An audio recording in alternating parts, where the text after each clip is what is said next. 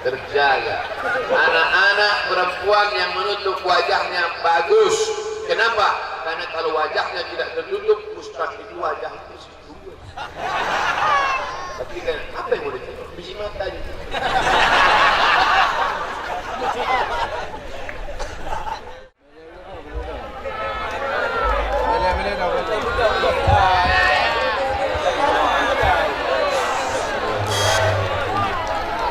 Assalamualaikum warahmatullahi wabarakatuh.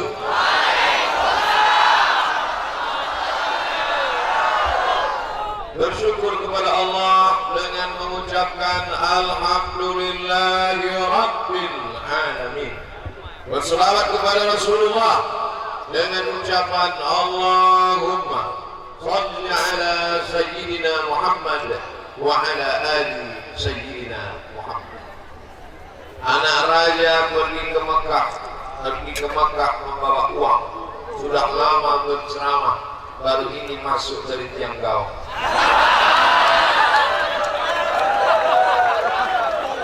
Begitu kami masuk tadi, apa kata Ustaz Fadil? Cool. Yang membawa saya kemari ini Ustaz Fadil Rahmi, kakak kelas saya di pesantren Darul Arafah Medan. Setelah itu ke Mesir, kakak kelas saya 2 kali kakak kelas. Dia telepon saya. Assalamualaikum. Waalaikumsalam. Ustaz Somad. Sekarang dia panggil Ustaz. Dulu Mat. Setelah video saya viral, dipanggilnya saya Ustaz. Bisa datang ke Aceh? Oke, I'm coming. Saya tidak boleh menolak, soalnya dia senior. Nanti kalau kita lawan, kita kualat. Insya Allah saya datang. Rupanya malam tak dapat ditolak, untung tak dapat diraih. Beliau mau menjemput saya, tidak bisa. Yang bisa menjemput saya ke Kuala Namu, Abu Zahrul. Alhamdulillah, kami bertemu. Hari ini cuacanya cerah, tidak mendung. Bagi yang kepanasan, pemadam sudah disiapkan 2. Ibu-ibu sehat semua? Bapak-bapak sehat? Alhamdulillah. Di padang mahsyar nanti lebih panas daripada ini. Matahari sejengkal dari kepala. Ada yang tenggelam karena keringatnya sampai ke pinggang, ada yang tenggelam sampai ke leher, ada yang tenggelam sampai ke kepala. Tapi ada yang tidak kena panas. Di antara yang tidak panas karena dapat naungan itu siapa? Syabun, anak muda. Nasya'a fi ibadatillah, anak muda yang tumbuh dalam ibadah karena Allah. Kenapa yang disebut anak muda? Kenapa bukan orang tua? Karena kalau ada orang tua beribadah, memang wajar, sudah diintai malaikat maut. Tapi kalau anak muda beribadah, ini luar biasa. Makanya dibuatlah judul temanya Quran Pemuda. Kenapa disebut pemuda? Pertama, yang ceramah anak muda. Maksudnya kalau dibandingkan sama orang jompo. Yang kedua, yang hadir ini sebagai besar anak muda. Kita tes anak muda atau orang tua. Allahu Akbar. Itu buktinya anak muda. Dari mana Ustaz tahu? Suaranya keras. Kalau orang tua, dia tak bisa bersuara gitu. Cobalah takbir depan majelis ibu-ibu wirid Yasin pada asar. Allah. Hanya anak-anak muda ini luar biasa. Kalau beginilah anak-anak muda Islam pengajian, tentara Israel melihat, itu kamera dari atas, rolling foto, ambil dari atas tinggi, ambil dari 4 sudut pojok, ambil semua, kirim ke tentara Israel, insya Allah pakai pempes. Melihat tentara Islam dari Samalangan. Allahu Akbar. Nah, maka ini mesti kita jaga. Peran pemuda dalam menghadapi era globalisasi. Peran saya paham, pemuda saya paham, Islam saya paham, dalam saya paham. Ini dalam duluan. Menghadapi saya paham. Era maksudnya zaman. Globalisasi ini yang saya agak kurang paham. Globalisasi ini maksudnya zaman canggih. Apa beda zaman kita dengan zaman bapak kita, dengan zaman kakek dahulu kita, dengan zaman cucu kita? Sama saja. Contoh mabuk. Orang dulu sama zaman orang sekarang mabuknya sama saja. Sama. Sama-sama mabuk. Bedanya alat untuk dia mabuk. Orang zaman dulu tradisional. Pergi ke pohon kolang-kaling. Dipotong pandatnya, ditampung, setelah itu keluar cairan namanya nira, lalu dibeli ragi, setelah sekian hari fermentasi berbuih, habis itu diminum. Itulah mabuk yang paling gak enak. Diminum hari ini, mabuknya besok pahit, kering di tenggorokan. Ustaz pernah nyoba juga cerita orang, namanya mabuk tradisional. Zaman sekarang mabuk super canggih, bakar, bagi lilin, masukkan ke botol, tarik. Pernah juga Ustaz nonton sinetron. Jadi namanya zaman dulu sama zaman sekarang sama. Dulu orang mabuk paling kuat, agak keren sedikit, ampun. Naik di atas itu asoka, naik lagi bir, mix, kaspot, vodka, Budweiser. Hafal juga Ustaz. Canggih. Yang mau mabuk nggak ada duit, ambil kopi, buang spiritus, minum. Alhamdulillah, begitu diminum langsung ke alam barzakh. Kebahagiaan dimuliakan Allah Subhanahu Wa Taala. Yang mau coba-coba mabuk, pergi ke toko bangunan. Dari apa dek? Lem kambing. Alhamdulillah. Saya Pak Ustadz pedagang, kerikil, batu bata, semen, semua alat bangunan. Tapi kalau ada anak-anak beli lem kambing, tidak kami jual. Kami tidak cari untung kalau merusak anak-anak. Kalau mau beli lem kambing harus ada surat pengantar dari Pak Camat Samalang. Tapi kalau nenek-nenek yang beli boleh. Akhirnya nenek-nenek banyak beli, disuruh sama anak-anak. Nenek-nenek kelem juga. Na'udzubillah. Inilah yang paling mengerikan zaman sekarang yang disebut dengan narkoba. Ini kecanggihan yang luar biasa. 1,6 ton ditemukan. Bukan di Aceh, bukan di Medan, di kampung halaman saya, Riau, Kepulauan Riau, yang tertangkap 1,6 ton. Bayangkan itu kalau dihirup bersama-sama. 6 tahun mabuknya. Baru saya. Nauzubillah. Alhamdulillah saya dibawa oleh BNN, Badan Narkotika Nasional. Ustaz Somad, dokter, polisi. Yang pertama ngomong polisi. Ustaz, izinkan saya ngomong. Silakan Pak Polisi. Saya nggak berani ngelawan, jadi ke pistol. Pak Polisi kita ngomong. Saudara-saudara sekalian, siapa yang memakai ini yang kena undang-undang penjara, siapa yang tembak. Saya pun pucat. Lagi Bu dokter, Ustaz Somad, saya duluan, silakan Bu. Saya nggak berani juga nolak. Ibu cantik pula kan. Silakan Bu. Jaga Bu, anak-anak sekalian, para pemuda harapan bangsa, jangan pakai narkoba. Nanti kalau kita pakai tiba-tiba ini gila. Nanti kalau dipakai otak kita error. Nanti kalau dipakai bodoh, bodoh gila error, bodoh gila error. Kejam juga itu. Habis itu kata Pak Polisi sama Ibu Dokter, silakan Ustaz Somad. Mungkin mereka menyangka nanti kalau Ustaz yang ceramah, marilah kita sabar. Kalau anak kita pakai narkoba, sabar. Suami kita pakai, sabar. Dia salah undang, dia sangka Ustaz sabar. Siapa yang pakai maka pancung kepalanya. Siapa yang pakai neraka jahanam tempatnya. Siapa yang pakai tembak kemana? Lebih sadis pula Ustaz itu. Kenapa Ustaz ngomong pancung? Karena saya melihat dengan mata kepala saya sendiri di Masjid Qissos pemancungan kepala orang yang tertangkap di King Abdul Aziz Airport Jeddah membawa narkoba. Kebetulan saya haji dari Maroko tahun 2007 sampai di Jeddah.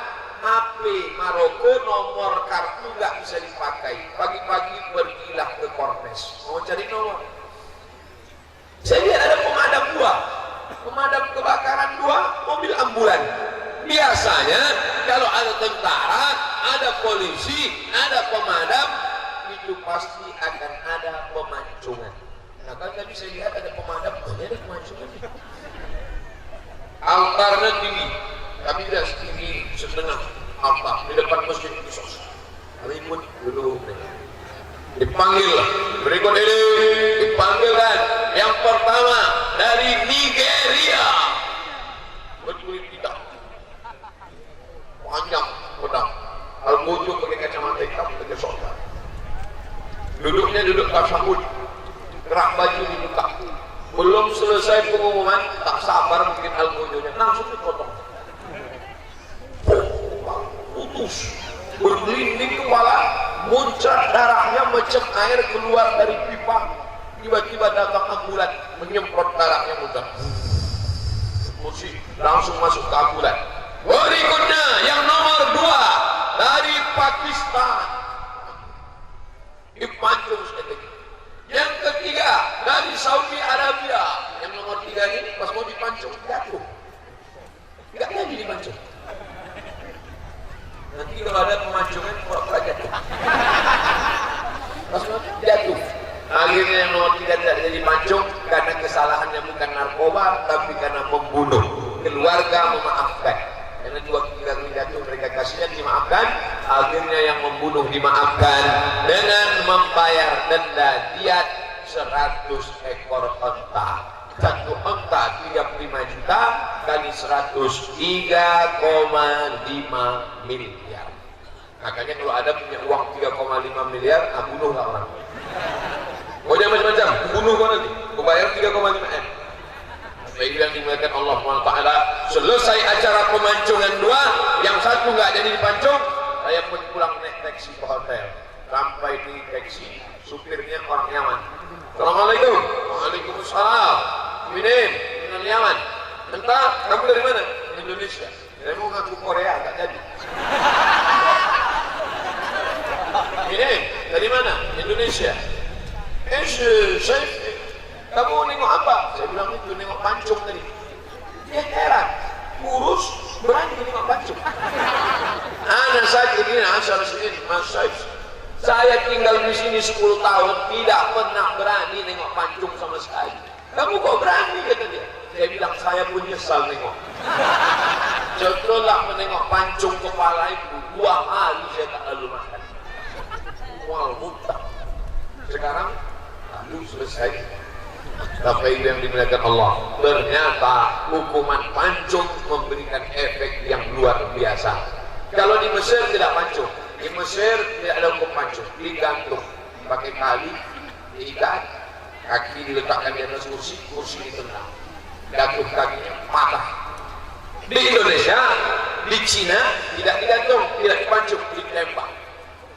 Penembaknya 10 orang, tapi tidak tahu senapan mana yang ada pelurunya, supaya 10 orang yang menembak itu tidak merasa bersalah dalam hidup.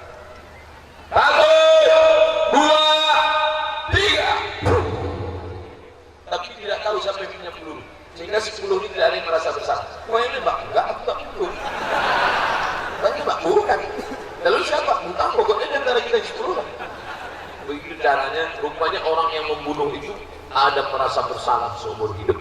Dari 3 cara mati, pancung, tembak, gantung. Pilih yang mana? A. Pancung, B. Gantung, C. Tembak, D. Semuanya enak.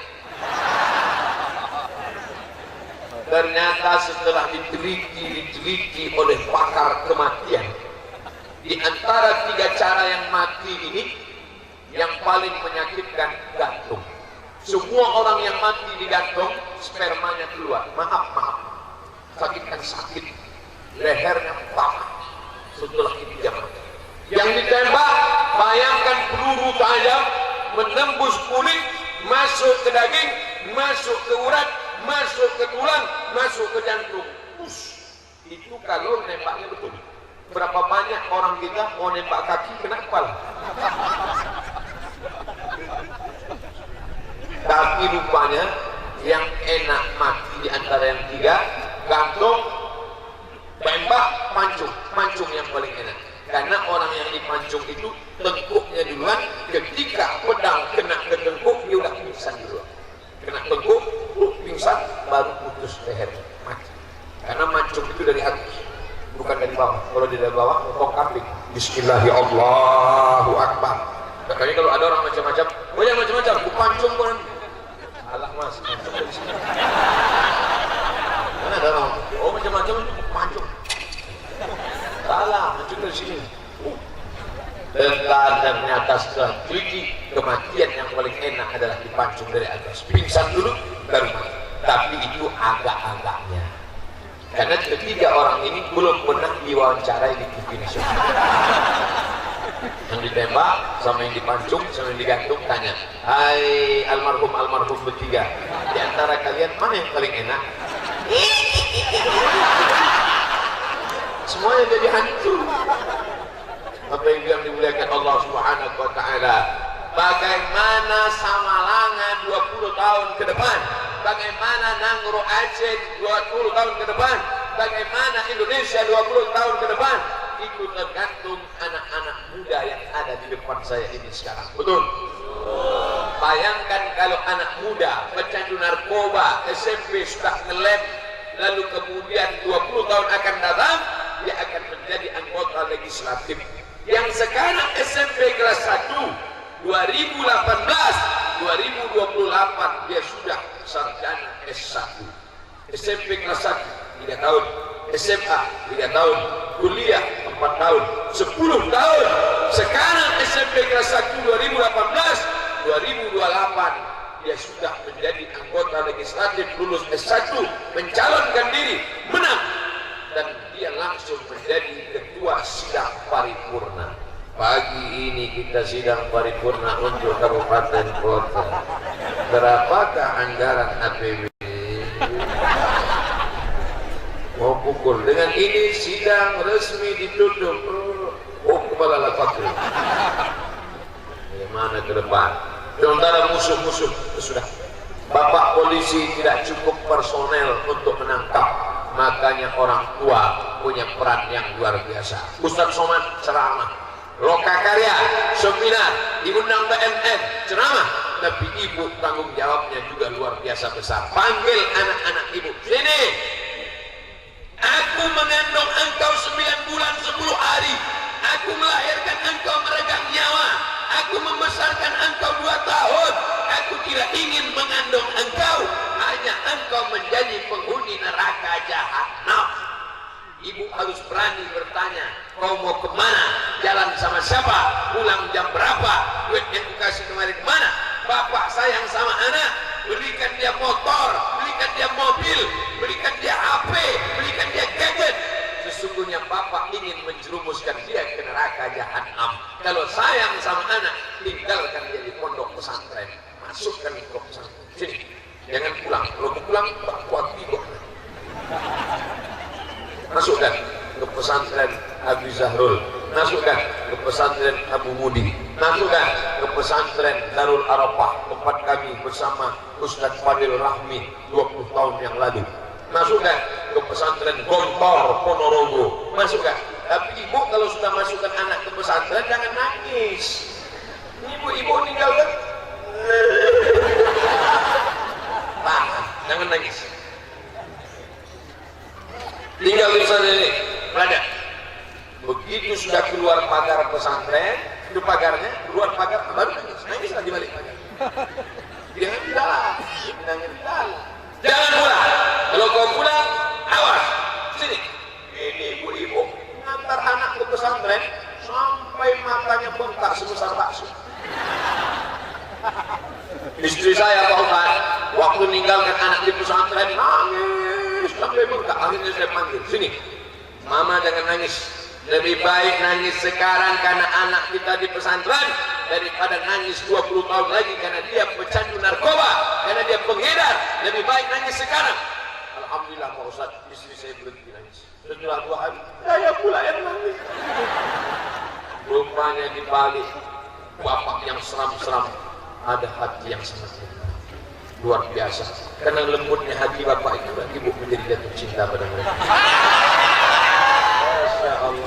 Seandainya hati bapak ini tidak lembut, hatinya keras, pasti bapak ini akan jatuh cinta sama bapak-bapak juga. Nauzubillah. Saudara-saudara yang berada, saudara-saudara kaum muslimin di Samalanga, di Nangro Aceh Darussalam, dimanapun berada, dengarkan acara tabligh akbar ini disiarkan langsung 1,6 106,2 radio di Raja FM SP Maklampiran. Ustaz tahu dari mana? Itu ada tulisan. Bapak Ibu yang dimuliakan Allah Subhanahu wa taala, saya baru pertama kali datang ke Samalanga. Oh, dulu pernah mampir singgah, tapi di pesantren. Hari ini tabligh akbar. Tadi saya menduga, Ustaz Fadil, ya, acara tabligh akbar jam berapa? Jam 5. Jam 5 sore. Orang pasti ibu sedang masak kola. Bapak-bapaknya pasti tidak ada hadir. Rupanya melimpah ruah sebanyak ini. Masya Allah. Anak-anak muda pula sampai di atas mobil ambulan. Anak-anak muda yang di atas sana itu yang akan menjadi pemimpin bangsa tertinggi negeri. Sekarang aja mereka udah paling tinggi. Saya sangka saya paling tinggi. Rupanya ada yang di atas pagar itu semua. Insya Allah. Masya Allah. Baik-baik abang-abang kita, sahabat-sahabat kita, ibu-ibu kita. Tapi acara ini tetap dijaga semangat keislamannya. Laki-laki, perempuan, di mana-mana saya kalau pengajian yang paling banyak perempuan, tapi di Samalanga banyak laki-laki. Ini menutup pintu untuk poligami. Bapak Ibu yang dimuliakan Allah Subhanahu wa taala. Jadi yang pertama yang merusak ini narkoba. Pas saya sedang pengajian, dulu saya acara pengajian, biasanya saya ada tanya jawab. Ada pertanyaan dari jamaah? Tidak ada Pak Ustaz. Oke. Karena tak ada pengajian kita pulang. Ya, pulang habis itu saya diajak makan. Selesai acara makan, ibu-ibu nanya, Ustaz Somad? Ya. Saya ada pertanyaan. Kenapa nggak tanya di masjid? Kami segan Pak Ustaz. Ini pertanyaannya 4 mata Pak Ustaz. Bisa nggak 4 mata? 3 pun bisa. Ini Pak Ustaz, mau nanya sama Ustaz, ada nggak doa narkoba? Doa narkoba? Yang ada itu doa Allahumma inni a'udzubika minal khubuthi wal khaba'is. Doa masuk WC. Belum pernah saya Allahumma inni a'udzubika min kamput. Allahumma inni a'udzubika min koplo. Allahumma inni a'udzubika min sabu. Saya belum ada. Tolonglah Pak Ustaz, tolonglah. Karena dia maksa terus, saya ambil hati. Ya, catat ya, ini doa. Berapa doanya Pak Ustaz? 0813. Ustaz ini itu bukan doa Pak Ustaz. Iya ini dia. Apa itu? Nomor BNN. Jadi gimana Pak Ustaz? Anaknya ditangkap. Oh nggak sampai hati kami Pak Ustaz. Hati belayan jiwa masa anak kami ditangkap. Oke. Kalau nggak mau nggak apa-apa. Yang penting itu yang bisa saya kasih. Catat. Bulan depan saya datang lagi ceramah, si ibu sudah senyum. Kenapa Bu? Alhamdulillah Pak Ustaz, anak kami sudah ditangkap.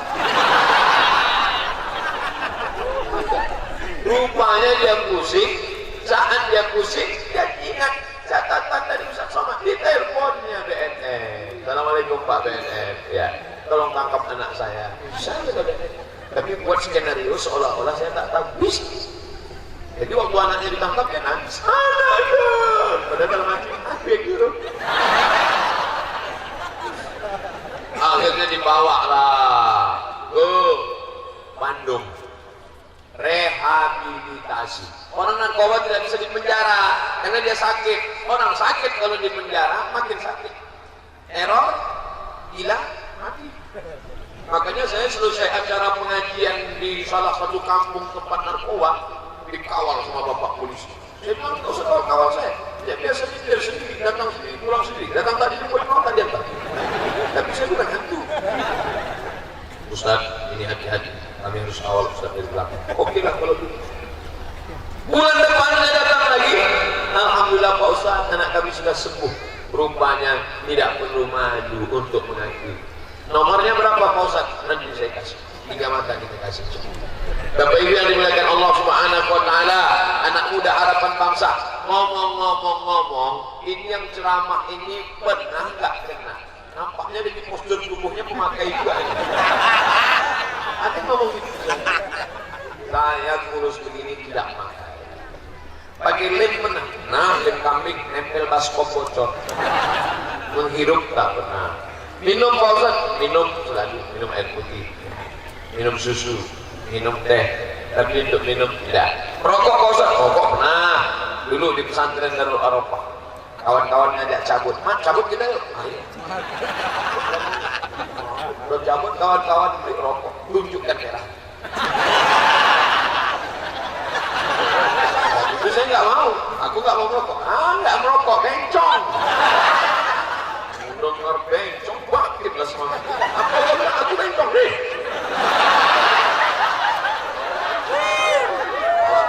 Ikut merokok lah. Di pesantrennya Ustaz Padim, cuman saya di kelasnya. Pas kami sedang merokok, lewat Ustaz. Mana dia bisa melihat kita? Kita udah bacakan ayatnya. Wa ja'alna min baini aydihim saddan wa min khalfihim saddan fa aghshaynahum fahum la yubsirun. Kami pasang tembok di depan mereka, tembok di belakang. Mana dia? Tak berapa lama mundur mobil. Keluar pakai. Begitu nampak langsung kami buang. Merokok! Merokok! Tidak. Ada kawan satu bodoh. Rupanya di antara kita ini ada yang goblok saja. Merokok! Tidak loh. Bahkan tidak asapnya keluar.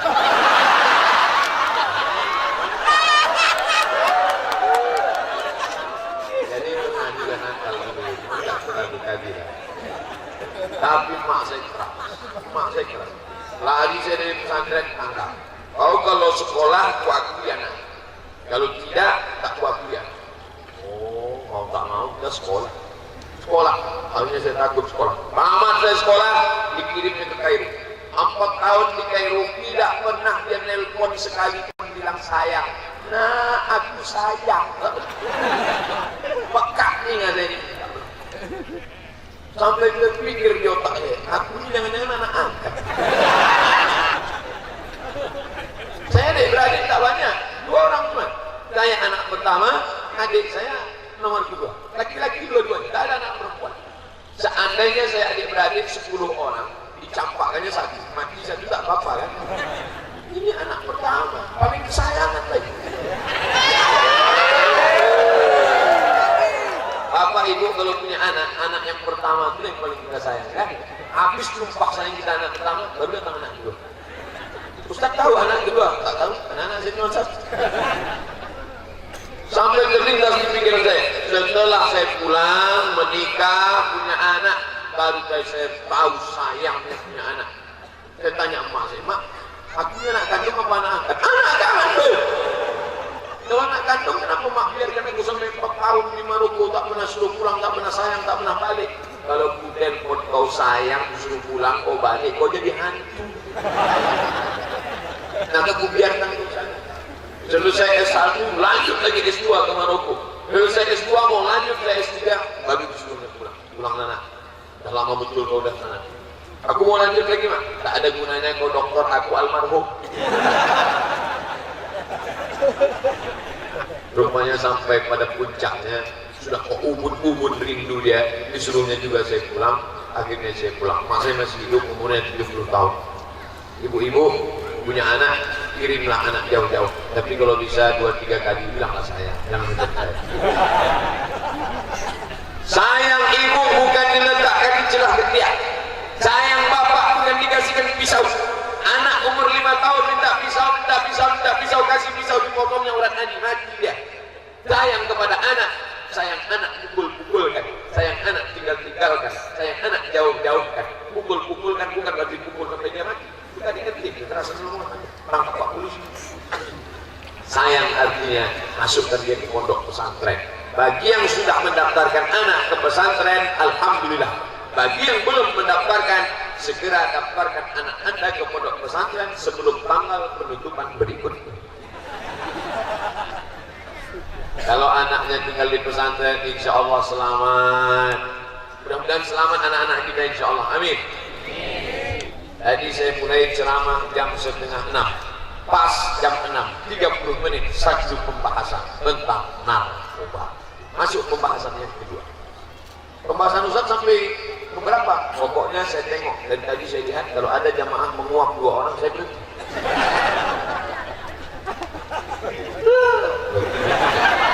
Demikianlah tausiah yang saya sampaikan. Mudah-mudahan ada manfaatnya, tapi tak ada manfaatnya. Tapi nanti kalau sampai 3 kali saya ceramah tidak ada yang menguap, saya sendiri menguap. Pertama yang merusak narkoba, yang kedua yang merusak pergaulan bebas. Alhamdulillah di Samalanga tidak ada pergaulan bebas karena laki-laki dan perempuan dipisah oleh tadi jelaskan. Tadi pemisah di antara. Walaupun sebagian sudah diputus. Ali masih utuh. Ini perempuan semua. Ini laki-laki semua. Yang tengah ini tempat mobil lewat. Akhirnya setelah mobil lewat, yang bingung saya nanti kami pulang lewat mana? Masya Allah, luar biasa. Indah. Memandang ke kiri, toko. Memandang ke kanan, pagi menghampar dengan pohon. Bapak ini mana nampak? Tembok kering. Kami yang di atas, yang di atas.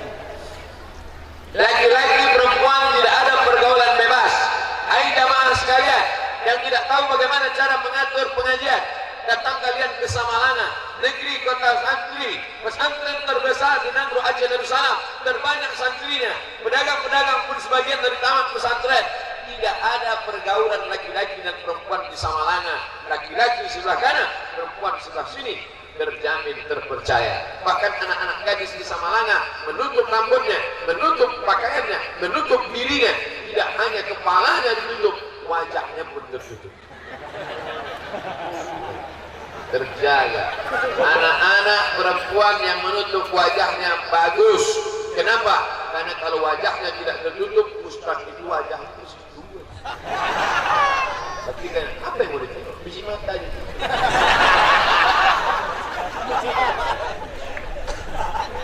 Mahasiswi saya di lokal pakai cadar.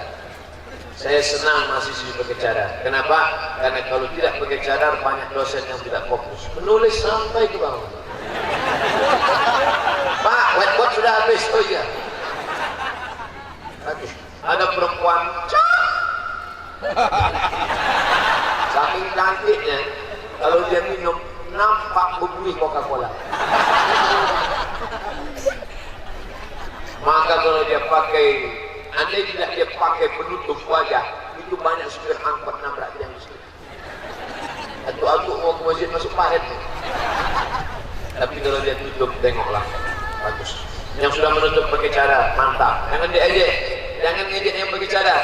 Ini banyak laki-laki ngejek pakai cadar. Tengok pakai cadar, hai ninja ini. Kenapa melihat perempuan yang bercadar kau ejek? Kenapa kalau ada perempuan bercadar kau marah? Kenapa kalau ada perempuan bercadar kau risau? Tapi kalau ada yang bercelana pendek kau diam? Kenapa kalau ada yang bercadar kau tuduh? Tidak. Tapi melihat orang yang pakai celana jin kau diam? Jelas-jelas yang dipakainya celana jin, tentu bajunya hancur. Kenapa kau diam? Kenapa melihat perempuan yang bercadar kau hina? Kenapa kalau perempuan yang pakai rok pendek kau diam? Berarti otakmu berkunis.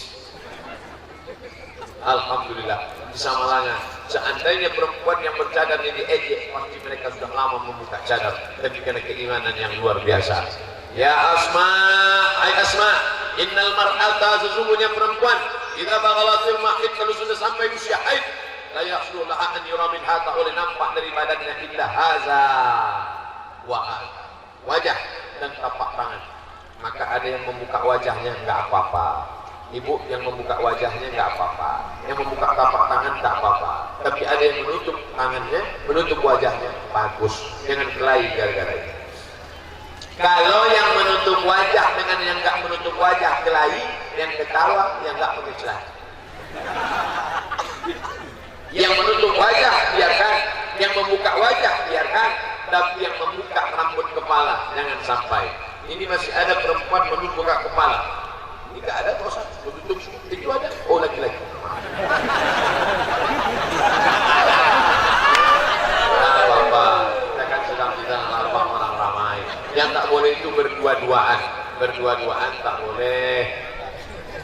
Kalau ada laki-laki dengan perempuan berdua, maka yang ketiganya setan.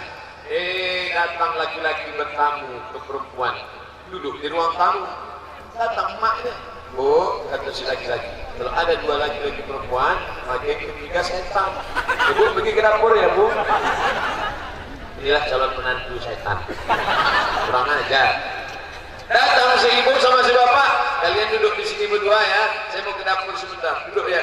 Orang tua yang membiarkan anak laki-lakinya dengan perempuan, perempuan anaknya dengan laki-laki tak mahram, berduaan di ruang tamu.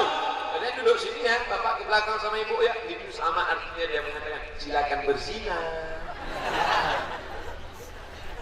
Di ruang tamu ayat kursi bagus, di ruang tamu kali kedap mantap.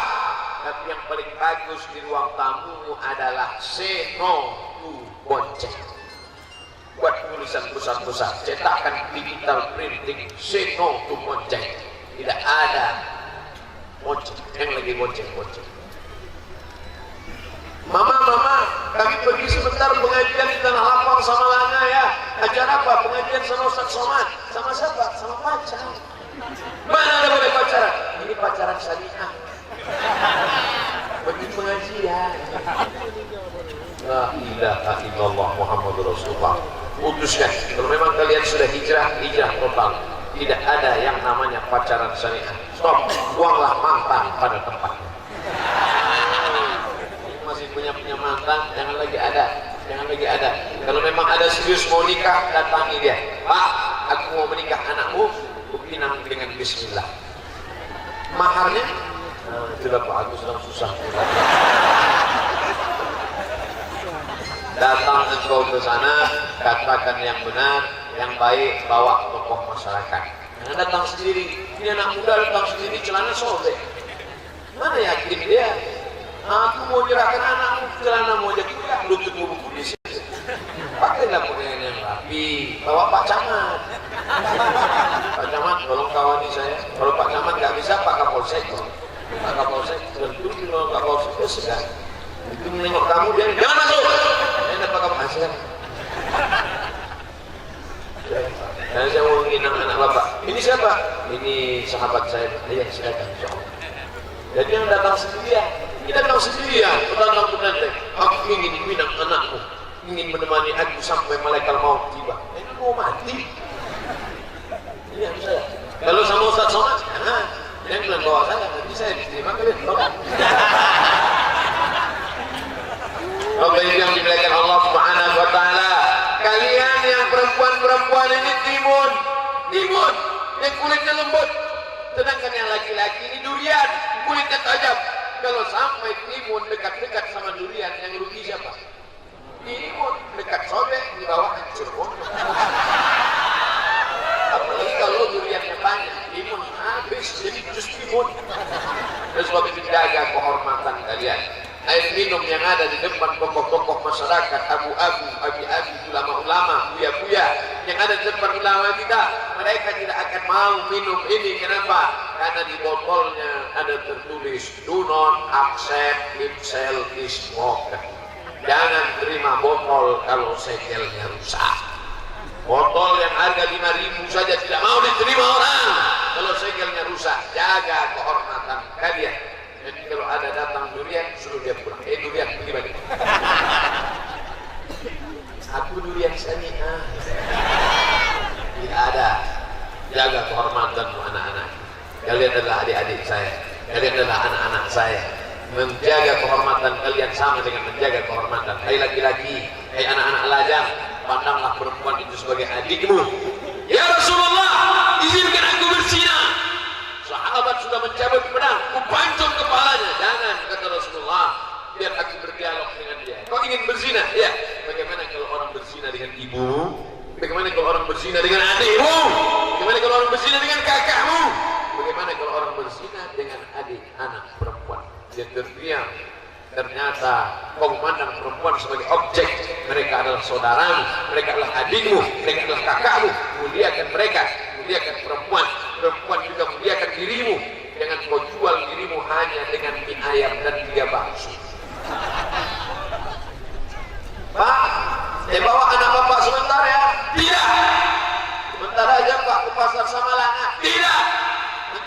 kan bapaknya ya.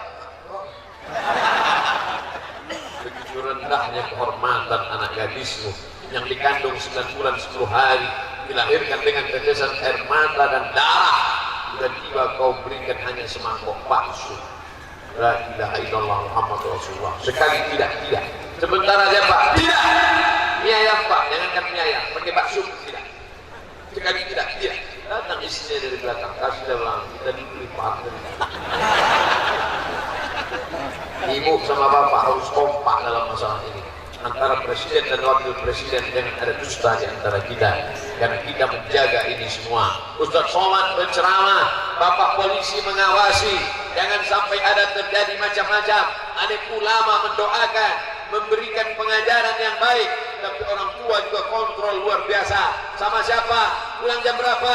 Naik apa? Uang yang kuberi kemana? Jangan begini nak, jangan begini nak, jangan begini nak, jangan begini nak. Ibu tidak pernah berhenti ngomong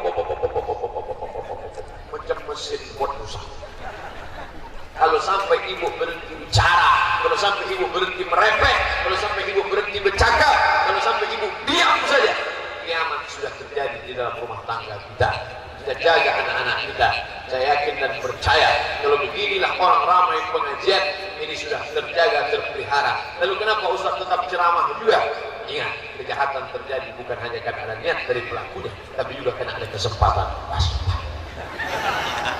Bapak Ibu yang dimuliakan Allah Subhanahu wa taala. Ini yang dua yang merusak.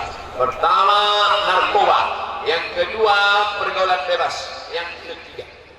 Kenapa Ustaz belum berhenti juga? Belum ada yang ngomong. Yang ketiga yang merusak adalah aliran sesat. Mengaku nabi, mengaku pembawa kebenaran, mendatangkan. Ini harus kita jaga, jangan sampai ikut kelompok-kelompok aliran-aliran, maka masukkan ke pondok pesantren yang mengayomi semua ahlu sunnah wal jamaah, membuka acara dengan bismillah, pembacaan ayat suci Al-Quran, bersolawat. Kenapa tadi bersolawat? Salatullah, salamullah ala Rasulillah. Kenapa berdiri? Karena menyebut nama Dia yang maha hebat. Allah Subhanahu wa taala mengutus salah satu nabinya Muhammad sallallahu alaihi wasallam. Apa kata Imam Ahmad bin Hanbal ketika disebut Imam Ibnu Tahman? Nama Ibnu Tahman disebut Imam Ahmad duduk, padahal waktu itu dia sedang sakit berbalik. Ketika disebut nama Ibnu Tahman dia duduk. Maka begitulah kalau nama ulama disebut, apalagi nama dia yang mulia Muhammad sallallahu alaihi wasallam. Oleh sebab itu ikuti ajaran ini, kembali kepada para ulama. Al-ulama warasatul anbiya, ulama pewaris para nabi. Selama mereka ini masih ahlu sunnah wal jamaah, kiblatnya satu, nabinya satu, sholatnya satu, ibadahnya satu, imamnya satu, maka kita tetap menjaga persaudaraan ukhuwah Islamiyah. Saya tidak pernah dipermasalahkan masyarakat Aceh. Orang Aceh tidak pernah nanya saya, kau dari mana Abdul Somad? Kau dari Medan apa dari Riau? Sukumu apa Abdul Somad? Tidak pernah satupun orang Aceh mempermasalahkan saya. Kami berkawan dengan Ustaz Fadil Rahmi 20 tahun sudah lamanya. Tak pernah dia mempermasalahkan kau dari mana, bahasamu apa, sukumu apa. Saya bicara dia paham, dia bicara saya tak paham. Tapi saya tak pernah merasa dia membicarakan diri saya. Dia bicara dengan Ustaz Abi Zahrul, dia bicara, saya tengok, dia senyum, saya senyum, dia ketawa, dia ketawa. Saya tak tahu bahwa dia sedang mengetawakan saya. Dan saya tak pernah susun kepada dia. Jadi ini saudara saya, ini kawan saya. Kami dipersaudarakan bukan karena suku, karena saya bukan orang Aceh. Kami dipersaudarakan, satu yang mempersaudarakan kami, la ilaha illallah Muhammadur Rasulullah. Bersaudara karena harta akan binasa, bersaudara karena kuasa akan sirna, bersaudara karena la ilaha illallah Muhammadur Rasulullah, itu yang kekal selamanya. Nanti di akhirat ada orang yang dicari oleh Allah. Hari ini kita mencari Pak Camat karena ingin tanda tangan mau jual tanah.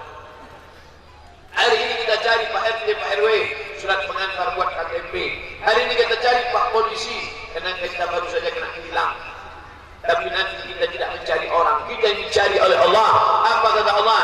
Ainal mutahabbuna bi jalali. Mana orang yang dulu di dunia berkasih sayang karena aku ingin berikan mereka naungan pada saat tak ada naungan kecuali naungan aku. Siapa itu? Orang-orang yang bersaudara karena Allah. Mudah-mudahan kita termasuk orang-orang yang bersaudara karena Allah Subhanahu wa ta'ala. Kenapa kau menyambut Ustaz Somad? Aku sambut dia karena videonya viral. Nanti kalau tak viral lagi. Kenapa kau sambut Ustaz Somad? Aku sambut Ustaz Somad karena dia ganteng. Kalau dia tak ganteng. Kenapa kau sambut Ustaz Somad? Aku sambut Ustaz Somad karena dia putih. Kalau dia hitam, jamaah tidak menyambut saya karena saya tegap. Kalau saya tegap disambut, nanti kalau saya kurus, jamaah tidak menyambut saya karena ganteng. Jamaah tidak menyambut saya karena bodi tubuh. Jamaah menyambut karena yang diucapkan Abdul Somad. Asyhadu an la ilaha illallah wa asyhadu anna Muhammadar Rasulullah. Dia saudaramu, siapapun dia, apapun keyakinannya, apapun agamanya. Dia saudaramu satu kebangsaan, negara kesatuan Republik Indonesia. Ada namanya ukhuwah Islamiyah, ada namanya ukhuwah wataniyah, hubbul watan minal iman, cinta negara bagian dari iman. Ada pula namanya ukhuwah insaniyah, sama-sama manusia. Saya dengan orang Aceh, ukhuwah Islamiyah. Saya dengan orang Batak yang non-muslim, Batak ada yang Islam, yang non-muslim, ukhuwah wataniyah, sama-sama negara kesatuan Republik Indonesia. Saya dengan Donald Trump, ukhuwah Islamiyah tidak, ukhuwah wataniyah tidak. Saya dengan Presiden Amerika, ukhuwah insaniyah, sama-sama manusia. Donald Trump itu saudara saya, kakek saya sama kakek dia satu, Adam alaihissalam. Cuman bedanya mata dia biru, mata saya hitam, rambut dia pirang, rambut saya hitam, kulit dia putih, saya tidak rambut, tidak rambut hitam. Tahu selalu mata hampir busuk. Tapi ada makhluk lagi, tidak ukhuwah Islamiyah, tidak ukhuwah wataniyah, tidak ukhuwah insaniyah, ukhuwah sama-sama makhluk Allah. Apa itu? Donald Bebek. Donald Bebek itu bukan manusia, tapi dia saudara kita. Saudara apa? Sama-sama makhluk Allah Subhanahu wa ta'ala. Tapi jangan karena saudara lalu tak mau dimakan. Nanti malam makan lauknya ayam, tak mau makan. Saudara saya Pak Ustaz, itu Tarzan. Kita tetap makan dia karena sudah disembelih atas nama Allah, tapi menyakiti dia tidak boleh. Idza qataltum fa ahsinul qitlah. Kalau kau membunuh, bunuh dengan baik. Wa idza dhabhtum fa ahsinul dhabha. Kalau kau menyembelih, sembelih dengan baik. Membunuh, bunuh dengan baik. Apa membunuh dengan baik? Membunuh lalat. Indonesia lalat banyak. Tadi kami sedang makan di kebun korma. Kebun korma luas sejauh mata memandang, lalat banyak. Apa kata sahabat saya Ustaz Sukri? Mohon maaf Ustaz, ini lalat ini banyak karena ada kandang ayam. Mana kandang ayam? Tak nampak jauh 5 km. Ternyata lalat bisa terbang sejauh 5 km. Tahu dia di mana ada ikan. Luar biasa lalat. Tapi bolehkah kita tangkap lalat? Lalu kita tangkap lalat, kita cabut kakinya sampai dia bingung mau mendarat kemana. Hai lalat, aku tidak bunuh engkau, cabut saja kakimu. Kau kasih tahu kawan-kawan kau yang lain, jangan masuk lagi kemana. Tak boleh, tak boleh menyiksa lalat. Sholat tidak, Allahu Akbar, nampak kalau jengking. Kata Nabi, uqtulul aswadaini fi shalah, bunuhlah dua yang hitam walaupun kau sedang sholat. Dua yang hitam nampak tentang sholat, boleh kau bunuh. Apa dia? Ular dan kalajengking. Nampak ular, bunuh. Ular gigi bisa. Ini kalau orang kobra yang menelan orang kemarin, mana kita mau bunuhnya?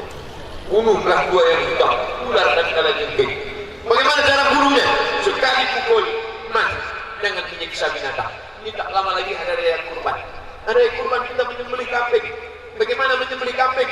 Ada seorang menyembelih kambing, dia asap pisau lempar mata kambing.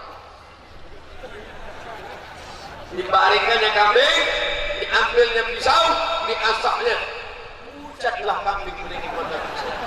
Berkedip-kedip mata kambing. Apa kata Nabi melihat itu? Aku ridu antum ita'amal ta'adil. Apakah kau mau menyiksa binatang ini?